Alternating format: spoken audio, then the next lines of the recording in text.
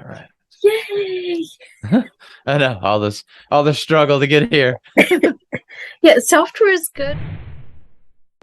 On today's episode, personal coach Philip Sessions.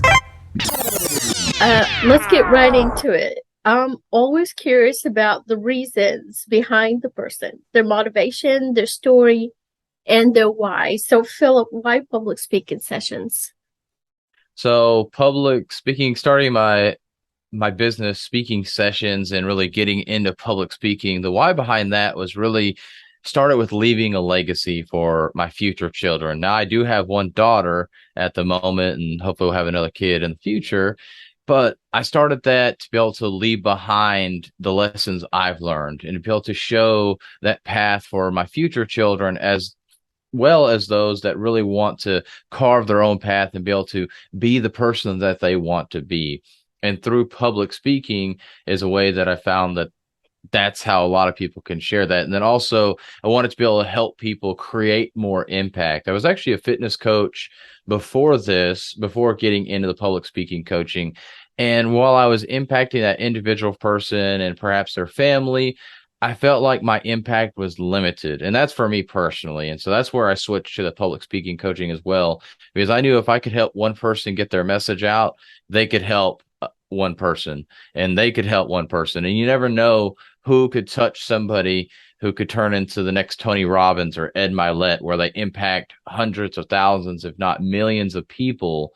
And that's why I got into the public speaking coaching as well. So I could create a legacy for myself, for my future children, to be that example for others, and then also to help create the impact that's not just from me creating that impact, but also others creating that impact and enabling them to be able to create that impact.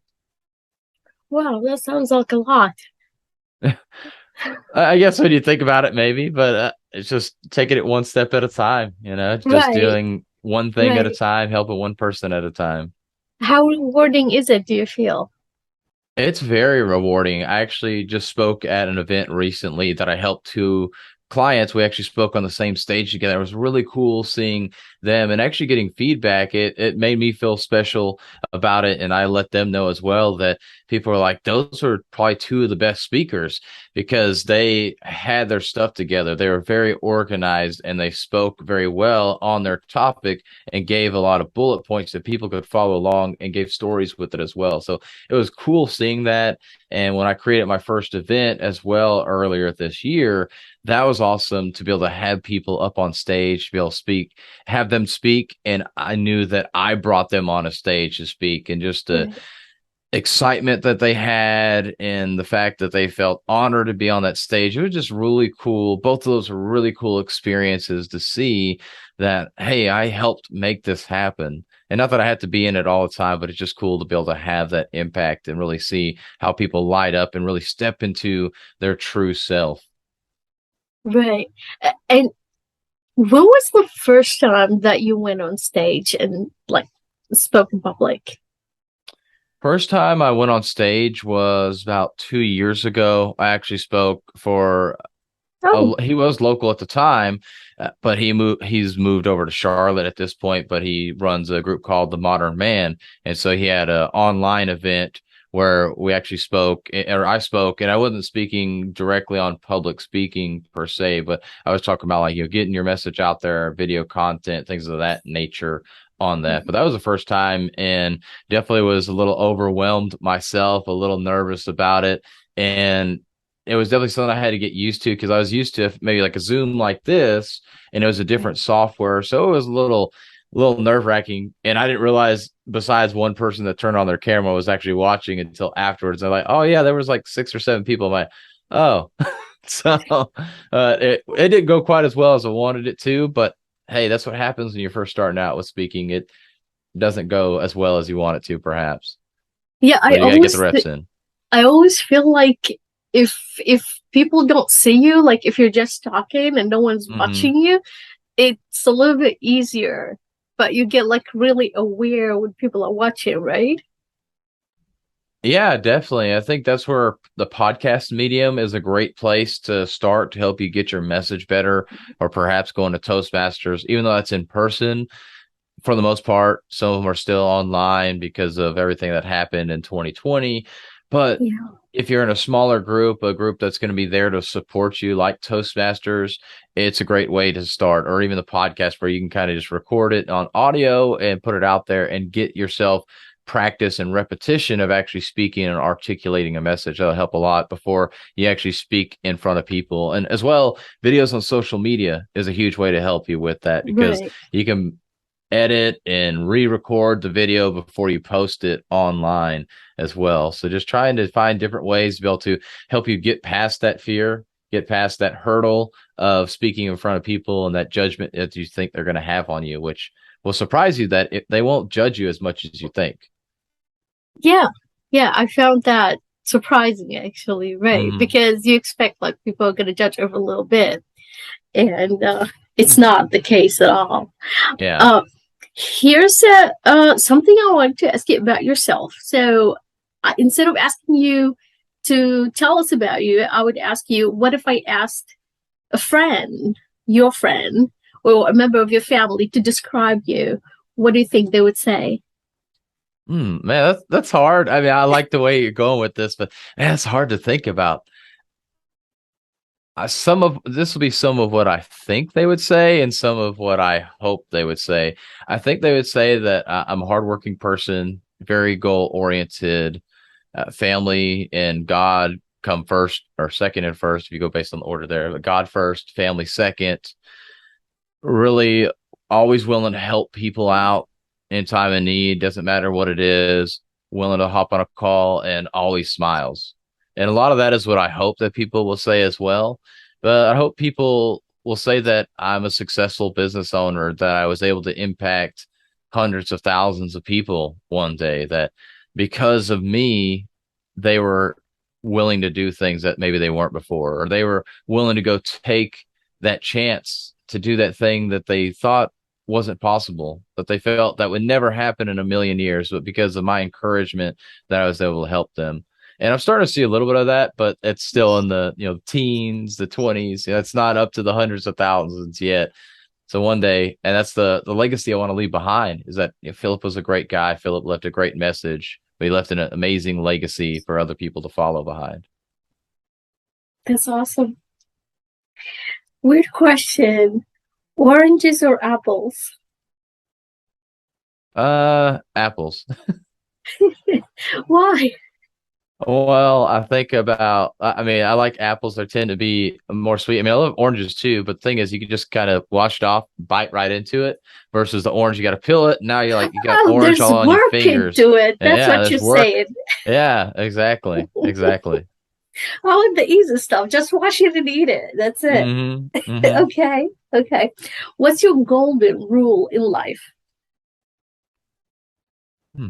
Always, always go after what you want. Life's too short. There's too many opportunities in life. Always go after what you want and don't let anybody tell you that you can't. Nice. Right. I do believe in that. Hmm. I want to ask you a couple of questions about public speaking, since that is Okay. what you do. And I wanted to ask you, what are the things that would make a successful public speaker? And is there anything that they can avoid so that they could be successful? So to be a successful public speaker, you have to start putting your message out there. I mean, everywhere. You have to be talking to people in person. You have to be on social media, whether that's Facebook, Instagram, TikTok, whatever that be, and doing videos with that, getting a podcast going, building up your personal brand and being that person, that expert in your field. You have to build that up first and foremost before you're going to be a successful public speaker. That is your resume to be a public speaker. Yes, you have to go out and ask still. You may have to create your own stages, but first and foremost, you have to have that personal brand. So that's number one. And number two is not being a great speaker. Believe it or not, if you have an amazing message, people will ignore some of those ums and ahs. People ignore the fact that you stumble over a couple of words here and there, or that you're not the most polished and most eloquent speaker. So number two actually is not that you need to be an amazing speaker. Now, it's a good thing to have, but number two would be that you have a message to share, a message that you stick to, one that is distinguishable. And you don't sit here and 1 minute you're talking about fitness, the next minute you're talking about business, and then you're talking about family and mindset. And because if you are talking about everything under the sun, every topic, people will not be able to understand what it is that you speak about. You won't be able to position yourself as that expert. So you have to make sure that you're building up that personal brand online so people can get to know, like, and trust you, but then also have a specific message as you start speaking about your business within that personal brand or the topic you want to speak about on stages. You have to have that one message so people can know that, for instance, with me, people know I talk about public speaking, so they can come to me about public speaking. So what is that thing that they can come to you about and start talking about that more and more, but tie it in with your personal life, with your personal brand. So that way you can then get on those stages because people want to know that they can relate with you, that you're just like them, but you're a little bit further along on that path. Right, right. And that actually eliminates my next question, but I'm going to give you a chance to answer as well. I mean, you Okay. already did, but just to emphasize, my next question was about what is more important for public speaking. Is it the content, what I'm like giving, or is it the delivery of that content? And you kind of like answered that in the Yeah. previous Yeah, one. so it's definitely the content. I know a few podcasters that I listen to, a few mentors that I have and everything. What most people think about is that, yeah, that delivery has to be there. If that delivery is not good, it's not going to be there. But these podcasts I've listened to, sometimes the audio is messed up. And guess what? Because I know they have a great message to share, I still listen to it.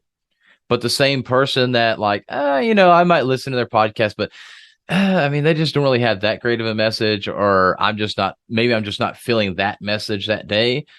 I'm going to go ahead and tune it out. You know what? Audio is not very good anyways. I kind of create it as an excuse for why I'm not going to listen to this. So as long as your message is good, the delivery does need to be there. I'm not saying to don't worry about delivery at all, but it's more important about your message, is that message is what people are going to listen to and take away. And that delivery just helps emphasize that message and draw in that emotion. So they're both important, but if you only could have one or the other, definitely having that great message is going to be more important than the delivery. Awesome. That makes it easier then for people Yeah. to like start because it's like encouraging. Okay, so don't worry about the delivery as long as you have a message. Exactly. And there's so many public speakers out there that, because public speaking is essentially you're speaking in front of an audience of two or more.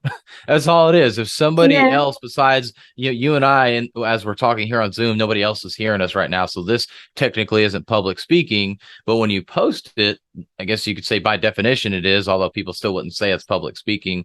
But if I'm talking to you, say at Starbucks, then people around us can hear us. And so we're technically speaking in public, even though it's a one-on-one conversation.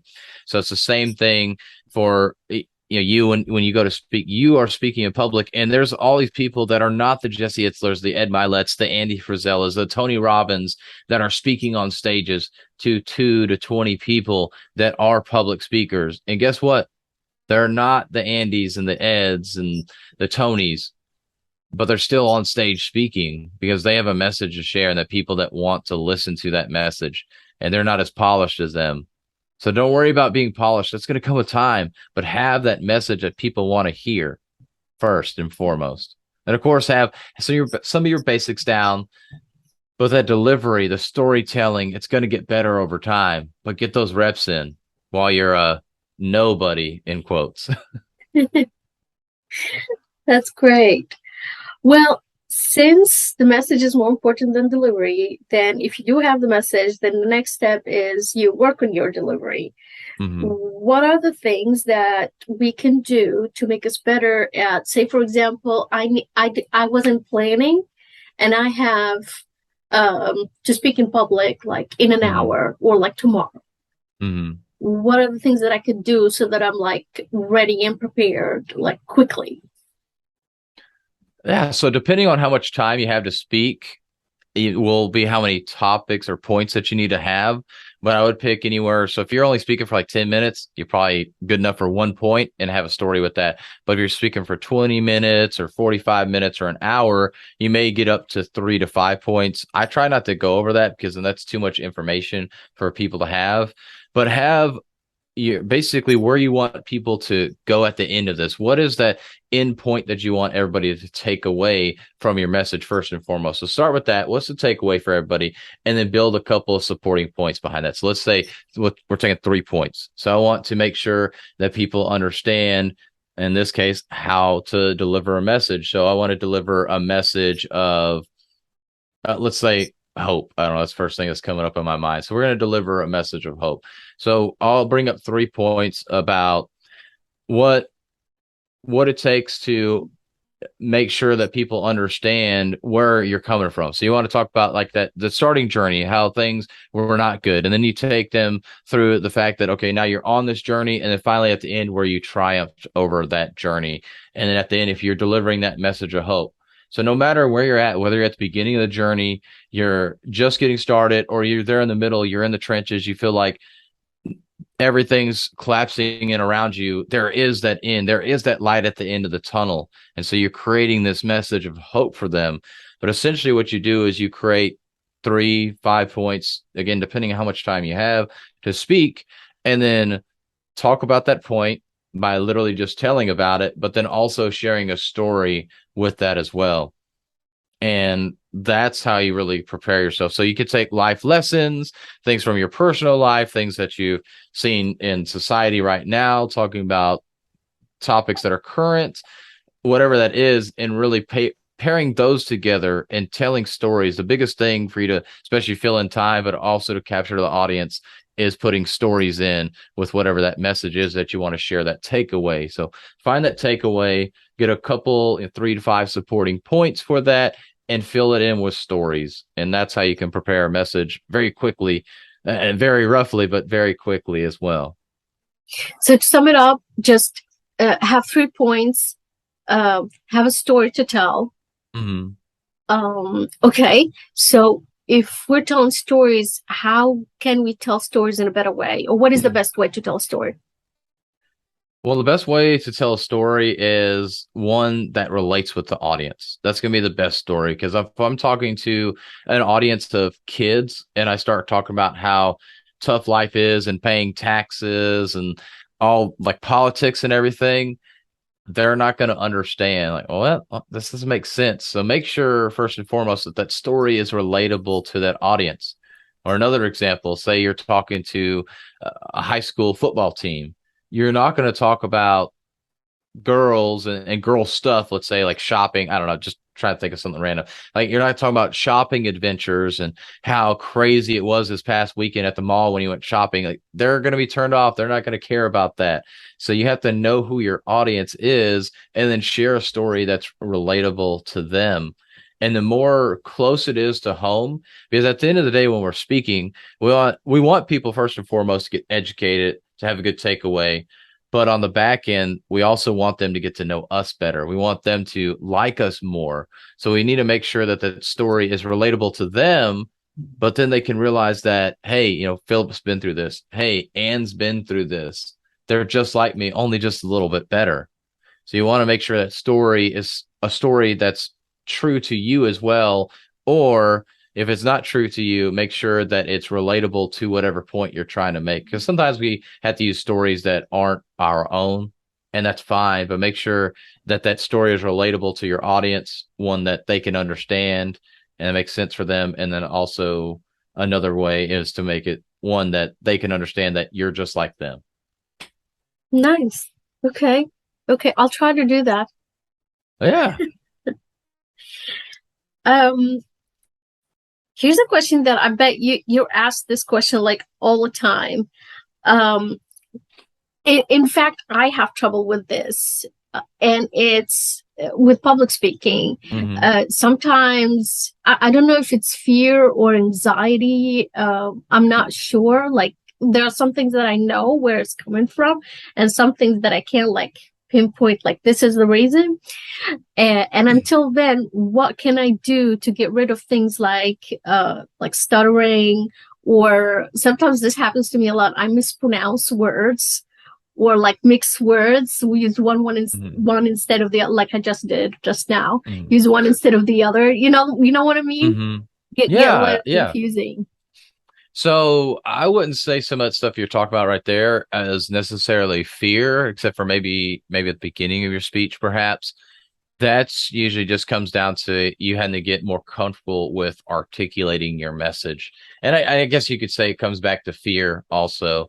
But fear, at the end of the day, it's just energy. You can use it however you want. As we know, a lot of people know the acronym, false evidence appearing real, or face everything and what was it?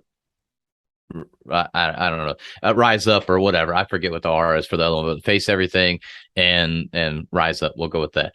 But anyways, so there's two ways you can look at fear. It's either it's a good energy for you, or it's a bad energy. Most people look at it as a bad energy. First and foremost, everybody has that fear. Doesn't matter if they're Tony Robbins or not, they're still going to have that fear. And that's a good thing to have. It's really nervousness at the end of the day. And it really means that you care. If you're going to go up on stage and you're not nervous, you're not a little fearful that I might mess up or I may not be able to give the message that I hope to give and create that impact on the audience like I want to, that's a good thing, because that means you actually care. When you stop having that, that means you don't care anymore. And guess what? Your speaking career is going to go down in the dumps, because people will know when you actually care about them and when you don't, which goes back to our delivery versus our message. When people know that you care and they can hear it in your voice and the way you're sharing it, that's what's going to matter more than, and I guess that's part of delivery too, than the fact that you think you're all high and mighty. But in order to help you get over the stumbling and switching up words and everything, a lot of it is just repetition. You have to continue to get reps over and over again to help you get better at that. But then also knowing what you're going to speak about. I mean, when you were asking me some of these questions, like, how do we do this? I'm like, well, let me try to find an example. And I'm probably was stuttering over my words a little bit because I'm sitting here. I don't know of an example. I don't have one off the top of my head because I wasn't prepared for the question. That's okay. That's totally fine. But because I wasn't prepared, I was stumbling a little bit. So make sure that you prepare enough for you. And that's different for everybody. Some people, oh, you want me to speak tomorrow? Okay, cool. I'm ready to go. Let me think of a couple of stories and we're good to go. Other people, I can never do that. I need at least 2 months to be able to prepare. So it really just depends on the person, but having that preparation. So doing the reps and having the preparation is really going to help you get over that fear and help you get over the stumbling of words and really, we can say cottonmouth, stumbling over your tongue, whatever you want to call it, but helping you get a little bit more polished at speaking.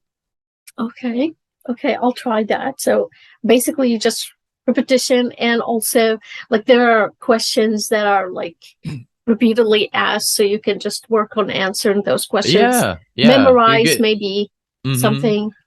Okay. If you plan on speaking on a specific message, you get a lot of those questions, those same questions asked. Like usually a lot of people ask, how do you get over the fear of public speaking? And I actually asked that as the first question on my podcast, just to get that, because I know everybody asks that question. So that's why I get that different perspective from everybody. But one way that you can practice, everybody's got a phone. Get on your phone, post a video on social media, get immediate feedback. Either people are going to like it, they probably won't say anything if they don't like it, but you're just putting yourself out there. You're getting those reps in that way. It's an easy way. It's free. People are going to start seeing it. You're going to have to get better because you're forcing yourself to get better because like, hey, I don't want to have sucky videos for the rest of my life, but here I am. I'm going to do it. And people are going to admire the fact that you do that. So if you want to get those reps in, start posting videos on social media. Start a podcast, start a YouTube channel, whatever you got to do to force yourself to get those reps in, but you have to get them in and practice. And that's by doing videos or speaking in front of people. And I guess that would be the same thing for the, like, here's the thing that's been hard for me is to get rid of the, in between sentences, because when we actually studied, we were taught that if you're thinking, give yourself a few seconds to think about what you're going to say next and actually use things like fillers, like space fillers, they call them, Mm-hmm. or like gaps, and say something like, while you're thinking about what you're going to say. We were Mm-hmm. actually taught this, but now I begin to understand that that was wrong. Actually, not using those fillers would be much better and would uh, kind of like force people to listen to you more when you're quiet, instead of like filling those gaps with those non-words. What do you think? Yeah, filler words are really the worst thing that most people tend to stumble upon first. And once you start noticing that you say and ah, you hear it all the time. You hear it from yourself, especially, but you start hearing it from other people as well. So, really, what you have to do is get comfortable with silence.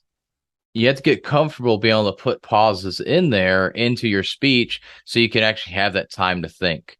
That's what people and why people use filler words for the most part is, well, one, they probably don't know what they're going to say next, so they're trying to figure out what they're going to say or how to address it. But then two, they're not comfortable with silence. So rather than having a long pause, they sit there and put an or an just to have something there for them to have that split second to be able to think about what they're going to say next. And sometimes it's not a long pause, it's just real quick, and then we go on and keep talking.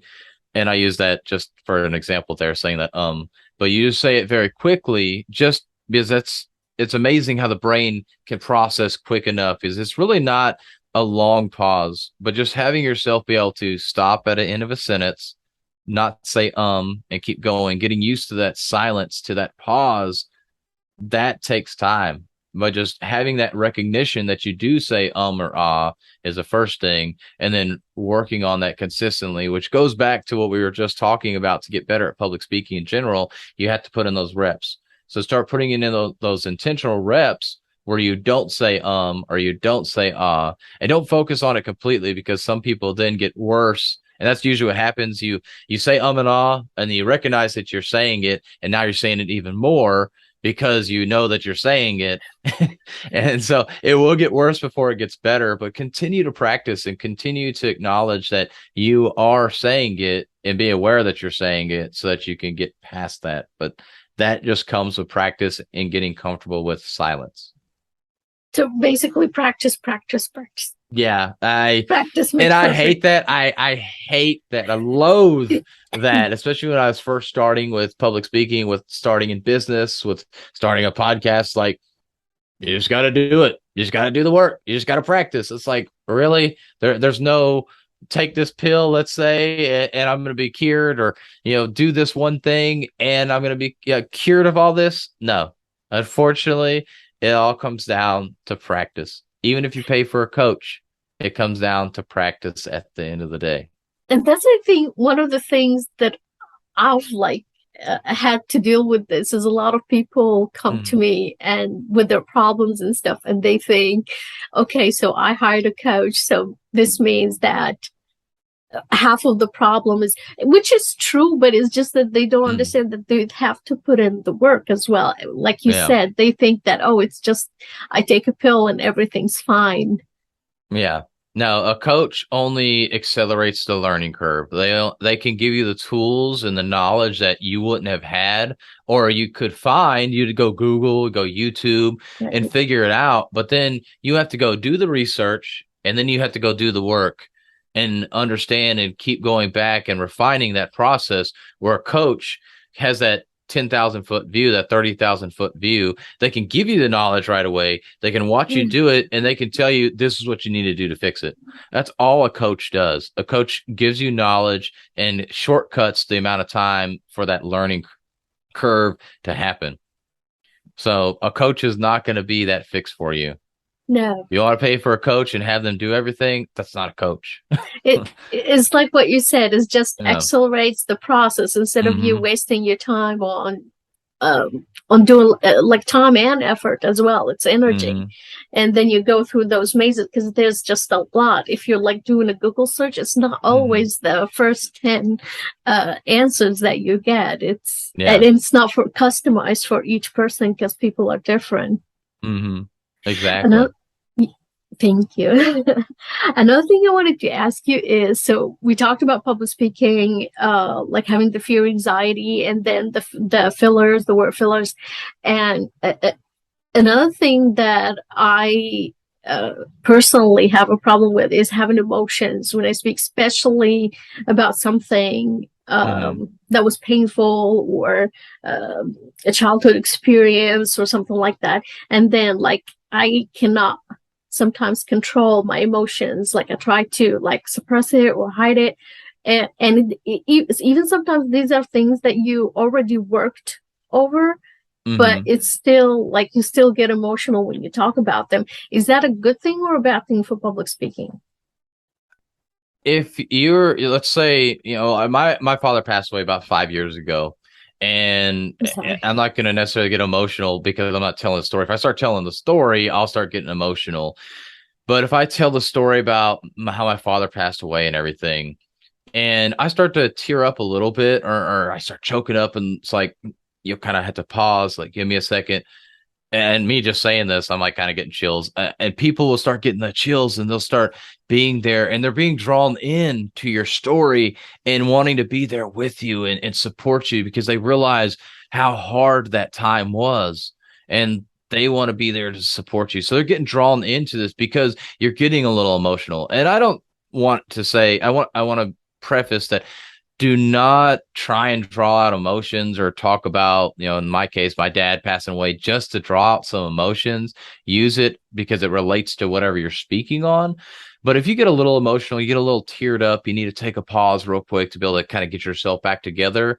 That's one thing. But if you're going to share the story, or if I was to share a story about my dad passing away, and then all of a sudden it's just like I bawl my eyes out and I can't speak for 10 minutes, that's a little much. I mean, it depends on the situation as well. But let's say we're at this big conference, we've got 10,000 people at this event, and I just start bawling for 10 minutes, unless if it's some kind of like, let's say, spiritual awakening event or getting over past trauma kind of thing. That's one thing. But if I'm sitting here, I'm at a motivational event and I start crying for 10 minutes, that's not really going to work out. So this is a really gray question, or there's no real black and white answer to this. So it's more of a gray area. So it depends on the situation, but I would err on the side of, yes, have some emotion, show that you are human. And it's not like, yeah, I tell this whole story about how my dad passed and all these things and how I found out all this stuff. And then I'm just like, just straight face, like, yeah, so my dad passed away. That's, pretty much what happened. If I was just like that, it's like, well, what's wrong with Philip? Like, he has no emotion. So people are expecting that emotion. But if I go the other extreme where it's like, oh, my dad passed away 5 years ago, or let's say 30 years, just be like crazy, like, oh, it was like 100 years ago. And then you're just like, oh, like it's the first day. It's just like, okay, that seems a little much. So, I mean, I don't want to say control your emotions, but understand yourself and know how far you can take that story. So sharing the emotion is okay, but don't go so much that it's like you pretty much have to stop speaking for the rest of your speech, and it interrupts your whole speech because you got so emotional. Hopefully that answers the question, but there's still real no black and white answer at the end of the day. You have to make that distinguish. You have to make that decision for yourself, how much emotion you want to draw out. But creating stories, maybe not about your father passing away, but stories that are a little emotional, a triumph that you had, a hard time that you had in a past life or a few years back, whatever that looks like for you, and having emotion with that is a good thing because it will draw in that audience. But getting too emotional, again, depending on the situation, may be too much. And then that too emotional also changes with the situation. So if one situation, too much may be that you shed a tear. Another situation may be that if you only shed a tear, you didn't have enough emotion. So it's just, you've got to know your situation. You got to know your audience, who you're speaking to. What are you speaking about? Right. I know I kind of muddied up the water there, but hopefully I gave some information that you and others could take away to be able to understand how to use emotion a little bit. Yes, right. Thank you. Um, So since we're talking about emotions, sometimes it happens that when you have not even public speaking, but sometimes in public speaking as well, when you're talking to your audience or to the people you're talking to, and you're explaining something, and some people might not like what you're saying or might not agree with what you're saying, and they can get aggressive. I don't know if you've ever been in a situation like that, but in a situation like that, what is the best way to deal with it? I haven't personally been in the situation where people have gotten aggressive about the things that I've said. But if they do get aggressive, you just have to keep your cool, because most of these events that you're speaking at are probably filmed. So that's going to be there forever. Somebody can be able to post about that. So keep your calm and just realize that your message isn't for everybody. Your message will make some people get pissed off at you and want to fight you or whatever. But then Absolutely. other people will love you to death Yeah. because of that same message. So realize that they're not attacking you because of the message that you're sharing, as long as it's not like about killing babies or some other crazy extreme stuff like that. I'm definitely not condoning that. But if you're talking about life-changing advice and somebody thinks that you're crazy, that you're just stupid or whatever, and they're hating on you for that, just realize that they probably wish that they could be like you, and they're really just speaking out of anger towards themselves because they're not willing to put in that work and that effort. So Or it just could keep be your their calm. trauma. Yeah, their trauma too. It could have sparked something that you had no clue it was going to Yeah. spark. I know I've had normal conversations where I said something, I thought it was kind of a normal thing, and all of a sudden they're like, "Oh my gosh, they're super offended." And it's because, one, the way they perceived it, but two, it triggered something in them that made them uncomfortable. Right. So just keep her calm in those situations and continue just to share your message the way that you feel you're supposed to share it, as long as it's not something that is actually offensive. Like I said, an extreme example of like killing babies, and definitely don't do that. But Just just be normal. Try to be normal, but be should you. be normal. It's hard to No. understand what is normal. Like, Yeah, this is true. so Don't be maybe I can suggest extreme, something. perhaps. Go on like Google and see like what are the things that are offensive so that you could avoid that. Yeah. Makes it I think you're easier. gonna find a bunch of stuff there too. Just like Oh you my said, gosh. what is normal now? It's like, what is, I mean, really, what's extreme? What's offensive? I mean, everything's offensive now. So you just have to Everything. be yourself. Be yourself Right. and be calm in those situations, because you are who you are. Right. That's it. Okay. Um, is there somebody or something that inspires you the most to do what you do or to be who you are? Do you have like a role model that you look up to and want to be something like that? I don't necessarily have a role model per se. I mean, I think back to memories of with my dad. I guess, if you will, you could say he's a role model, but obviously he's not here anymore, so he's not I guess, a living role model. But I mean, I just think back to him, especially with being a father now, and how the memories that he created with us, and just how he lived, and he was just him. That's how he was. It was just, hey, you take me how you get me. I don't try and conform to how you want me to be. And I look up to that example as a man and as a father to role model after. And then I mean, there's people I look at and I model certain characteristics and traits that they have within business, within my faith, and things like that. But I don't necessarily have a single individual role model besides my dad when it comes to being a man and a father that I really look at. But even then, there's other men that I'll look at and take some of those things as well. But if I had to say one role model I have, it would be my dad. Okay. Okay. Do you have like I know for myself I would like at different times I had a coach or a mentor Mhm. myself.